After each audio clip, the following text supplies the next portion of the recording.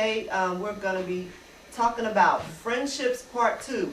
If you want to see some of our other footage, check us out on TalkShoe.com, and that's just TalkShoe.com, and then press it and go to Teen Life Today.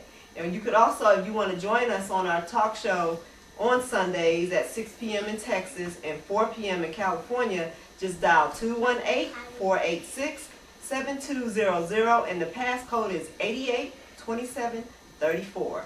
And you can just buzz in and hear what the hot topic is for that Sunday.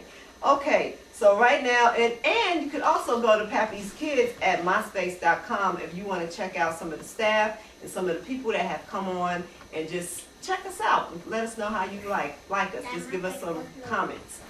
Okay, so today, like I said, we're going to talk about Friendships Part 2. And I just want to introduce Domino, who is our teen host. Can we say hey, Domino? Hey. All right, and this is our whole studio audience. Everybody give them a big hey. Hey. All right, so today I'm going to start out with our first question. Friendships Part 2. What kind of friends did Jesus have? So we're not just going to compare them to Jesus, but as in your everyday life, since y'all at school, here's a question for y'all. Would you be willing to accept the blame for something you know you didn't do, but your friend did it? Now, anybody want to answer that? It depends on how deep the consequence is. Oh, really? Yeah, because if it's something like serious, like death or going to jail, I wouldn't take the blame. What if it's for something like holding a concealed weapon that somebody found outside the school grounds but brought on the school grounds, and then they happen to slip it in your bag, and you know they brought it, but you got caught with... Oh, okay. So it depends on certain things that you'll take the blame for? Yeah, it depends. You're a good friend. It also depends on how close you and a friend are or whatever. Because, like, I'm not just going to do it for any and everybody. Like, me and this person have to be, like, too cool, like, grown up together or whatever. Mm-hmm. And I don't want to see nothing bad happen to this person. So if I know I can avoid something negative happening to that person, I'm going to try to step in and help. I got a question, B question to that. So, this friend, what if they always doing something and you taking the blame for it consistently? There is like a point where you do draw a line. If this person like constantly in trouble, bring you into their trouble, then yeah, it is a point where you say, no, I'm not going to keep doing this. Mm-hmm. But like if it's like every now and then, because not everybody knows, nobody's perfect. So every now and then, if they get into a little trouble, and if you can try to help, I say try, because you don't want to see nobody else fail like you succeed. Okay. When you say that, I like, you know what I mean, when you talk about how to consider the weapon got put in your bag and stuff, you know what I mean, I wouldn't want to, you know what I mean, if they didn't get caught putting in my bag, it would be hard for me. I wouldn't even be able to say, well, it's such and such, you know what I mean, I kind of let it play out how it plays out.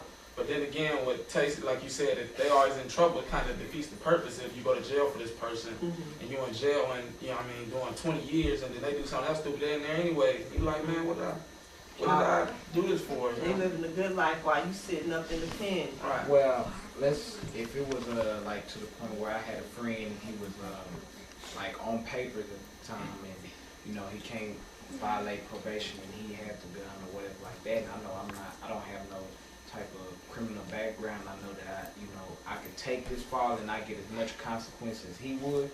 I mean, depending on how well I know that person and how good, what terms we on, I might just go ahead and take the blame. So you're willing to put blemishes on your record? Because that'll affect you when you become an adult. Are you willing to? Yes. Wow. That's a friend. That's a friend. I'm not that good of a friend. I'm sorry. But I'll have to advise you. But my record is... Okay, we're going to go to the second question. One of my boys or one of my girls went to my enemy's house and told them where to find me because they offered to pay him some money. Is that a cold shot or what? That's a cold shot. That's cold blooded. That's cause for getting beat up. Yeah, I I was don't gonna know. I don't understand Me that. too. You're not gonna tell no enemy of mine where I stay and don't think something's not gonna happen to you. Yes, you getting it. I'm with that too. I mean, yeah, that is. Oh, yeah. I'm with that 100%. I You believe- don't tell nobody. You don't tell nobody enemies where they live at. Okay, can I say something? This really happened. Like me and a group of my friends or whatever. I don't know. We went through a phase where we thought we was just too tough for the world. So we went out one day, got into it with some girls. We found out where the girls lived at or whatever, and bust their windows out their house. I know it's wrong. It's terrible. I shouldn't have did it. I learned my lesson. But not knowing when we was throwing stuff in their house, we didn't know they had a little brother in their house. And one of the bricks that was thrown through the window hit the little boy in the head. And so being at that, it was caused like attempted murder because the boy was rushed to the hospital or whatever.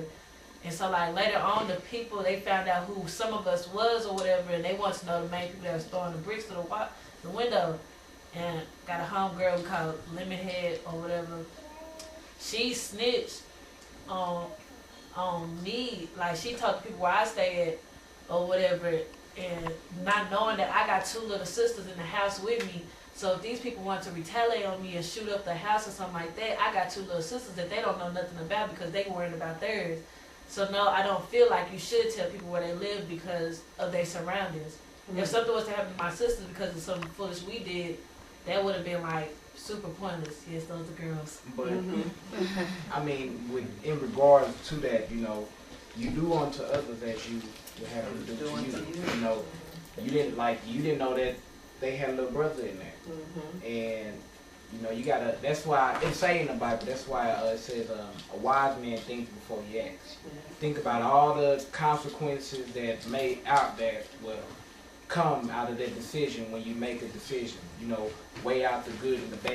You know, if you are fixed to do something, okay, if I do this, this could happen, and if I do this such and such could happen.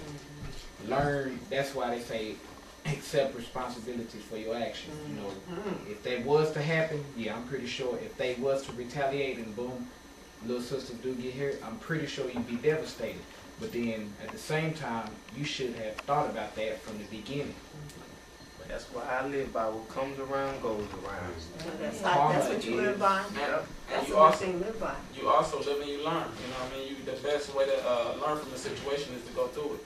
You know, so you also you live and learn. You know, Yeah. it's part of being human. But I have another question. If you know that you can learn from, like if somebody tells you some things, is it wise to try to take that advice to I believe. try not to make, walk into those type of situations? I believe, yes, me personally, I believe that it's more wiser for you to, if someone, it's a warning. Warning always comes before destruction. You know, you talk to an older person that has more wisdom and, you tell them about the situation, what you want to do. If they tell you, well, I don't think you should do that because this is such and such as the outcome.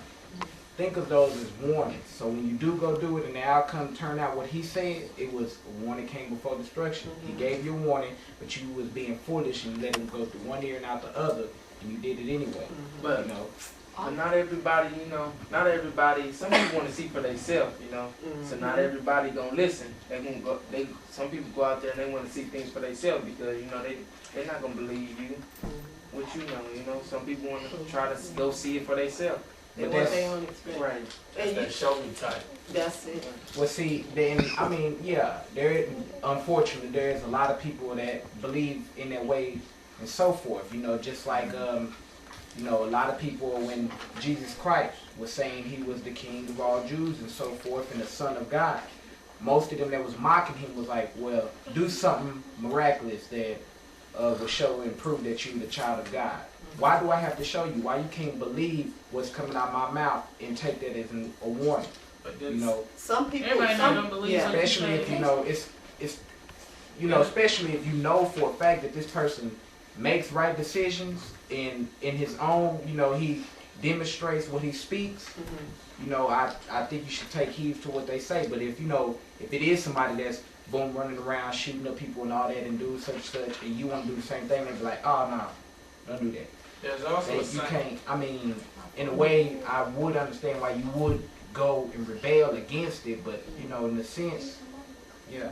There's also a saying they say, you know what I mean, a smart person learns from his mistakes, but a wise person learns from others' mistakes.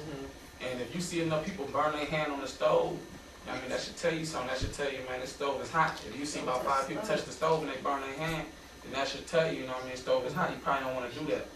So, I want to say, you all have put out some good advice on that, and that's good. And not only old people give, you know, you some advice. You got a lot of young people that went through things and will advise their friends.